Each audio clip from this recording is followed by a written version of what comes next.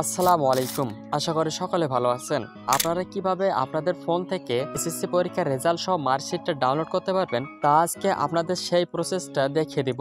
তো ভিডিওটি স্কিপ না করে সম্পূর্ণ ভিডিওটা দেখতে থাকুন এবং চ্যানেলের নতুন দর্শক হয়ে থাকলে ভিডিওটিতে লাইক করে চ্যানেলটি সাবস্ক্রাইব করে পাশে থাকুন। তো চলুন আমরা ভিডিওটি শুরু করি। ফার্স্ট অফ অল যে কাজটি করতে হবে, আমরা আমাদের ফোন থেকে চলে যাব ক্রোম ব্রাউজারে। এখান থেকে আমরা সার্চ বক্স দেখতে পারবো। আমরা সার্চ বক্সের উপরে লিখবো যে ওয়েব রেজাল্ট বিডি। থেকে ওয়েব রেজাল্ট বিডি লেখার পর এটাতে আপনারা ক্লিক করবেন। ক্লিক করার পর আপনাদের মাঝে যে প্রথম সাইটটা আসবে আপনারা সেখানে ক্লিক করবেন।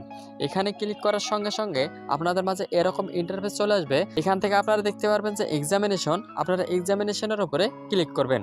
এখান থেকে আপনারা যে রেজাল্টটা দেখতে চাচ্ছেন আপনারা সেই রেজাল্টের উপরে ক্লিক করবেন। এখান থেকে আপনারা যেহেতু এসএসসি দাখিল, অর্থাৎ আপনারা এটা দেখতে চাচ্ছেন, আপনারা এসএসসি দাখিলের উপরে ক্লিক করবেন। ক্লিক করার পর এখান থেকে আপনারা দেখতে পাচ্ছেন যে ইয়ার, আপনারা ইয়ারটা দিয়ে দিবেন। আমি ইয়ারটা দিয়ে দিলাম। ইয়ারটা দিয়ে দেওয়ার পর এখান থেকে দেখতে পারবেন যে বোর্ড, আপনারা বোর্ডের উপরে ক্লিক করবেন। বোর্ডের উপরে ক্লিক করার পর আপনার যে বোর্ডটা হয় আপনারা সেই বোর্ডটা দিয়ে দিবেন। এখান থেকে আমি দিনাজপুর বোর্ড দিয়ে দিলাম।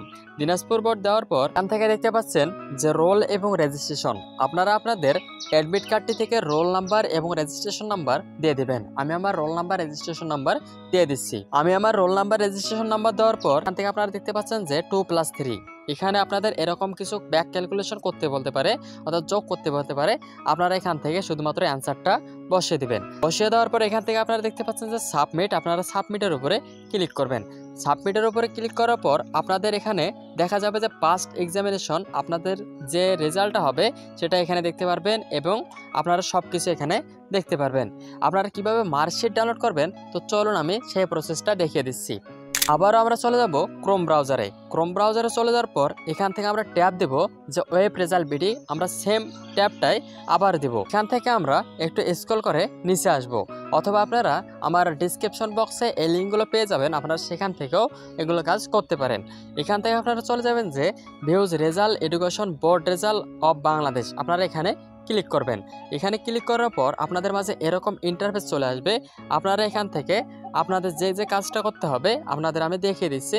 এখান থেকে দেখতে পাচ্ছেন যে নেম অফ এক্সামিনেশন, আপনারা এখানে ক্লিক করার পর এখানে আপনাদের যে এক্সামিনেশনটা হবে, এসএসসি হলে এসএসসি, এইচএসসি হলে এইচএসসি, আপনারা দিয়ে এই মার্কশিটটা দেখতে পাচ্ছি।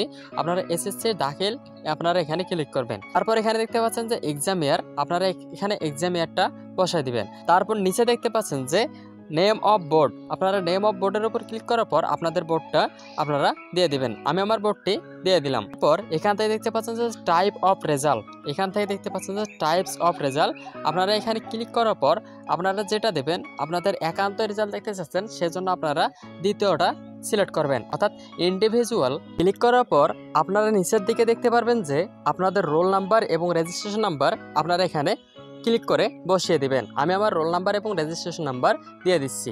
আমি আমার রোল নাম্বার এবং রেজিস্ট্রেশন নাম্বার দেওয়ার পর এখান থেকে আপনারা দেখতে পাচ্ছেন যে 4 ডিজিটের একটা কোড আসছে। আপনারা উপরে এখানে দেখতে পারবেন যে আপনাদের মাঝে এই কোডটা এখানে বসিয়ে দিতে হবে। এখানে যা যা লেখা থাকবে 4টা ডিজিটের কোড, আপনারা সেই 4টা ডিজিট বসিয়ে দেবেন। আমি আমার এখান থেকে বসিয়ে দিচ্ছি। থেকে বসিয়ে দেওয়ার পর এখান থেকে নিচে দেখতে পাচ্ছেন যে ভিউজ রেজাল্ট, আপনারা ভিউজ রেজাল্টের উপর ক্লিক করবেন।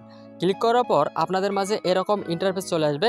আপনাদের এটা হচ্ছে মার্কশিট, আপনারা যদি ডাউনলোড করতে চান অথবা প্রিন্ট করতে চান তাহলে এখান থেকে আপনারা প্রিন্টের উপরে ক্লিক করবেন। প্রিন্টের উপরে ক্লিক করলে আপনাদের মাঝে এরকম ইন্টারফেস চলে আসবে। আপনারা এটাকে স্ক্রিনশট দিয়ে অথবা ডাউনলোড করে নিতে পারেন। এখান থেকে যদি আপনারা এটাকে পিডিএফ করতে চান তাহলে আপনারা এখানে উপরের দিকে ট্যাব দিবেন, অর্থাৎ পিডিএফ করার পর আপনার পিডিএফের উপরে ক্লিক করবেন। পিডিএফের উপরে ক্লিক করার পর এখান থেকে দেখতে পারবেন যে পিডিএফ আইকন, আপনার পিডিএফ আইকনের উপরে ক্লিক করবেন। করার পর আপনাদের মাঝে এরকম ইন্টারফেস চলে আসবে। আপনারা যে নামে এই পিডিএফটা করতে চাচ্ছেন আপনারা শুধুমাত্র এখানে সেভ বাটনে ক্লিক করে দিবেন, তাহলে আপনাদের এই পিডিএফটা সেভ হয়ে যাবে। তো আশা করি আপনারা বুঝতে পারছেন যে আপনারা কিভাবে এই মার্কশিটটা দেখবেন। ভিডিওটি ভালো লাগলে অবশ্যই লাইক, কমেন্ট, শেয়ার এবং চ্যানেলটি সাবস্ক্রাইব করে পাশে রাখা বেল বাটন অল করে দিবেন। দেখা হচ্ছে সামনের কোনো ভিডিওতে। সে পর্যন্ত ভালো থাকবেন, সুস্থ থাকবেন। আল্লাহ হাফেজ।